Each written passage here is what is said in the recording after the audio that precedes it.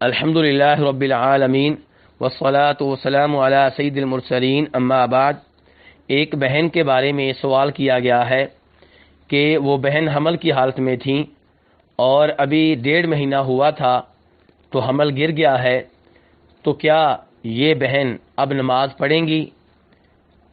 تو گزارش یہ ہے کہ یہ بہن نماز پڑھے گی، اور اگر رمضان کا مہینہ ہو تو روزے بھی رکھے گی، اور ان کے شوہر ان سے تعلقات قائم کرنا چاہیں تو کر سکتے ہیں۔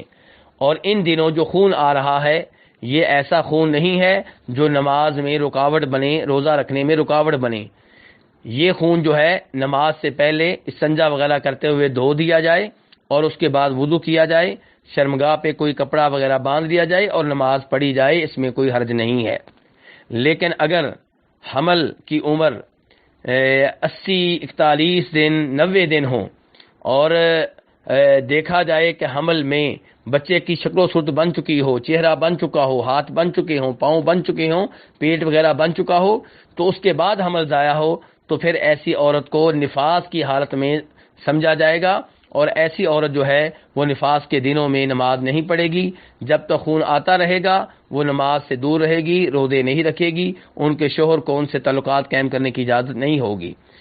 اور یہ خون جو ہے اس کا انتظار 40 دن تک کیا جائے گا۔ اگر 40 دن تک بھی خون جاری رہے اور بند نہ ہو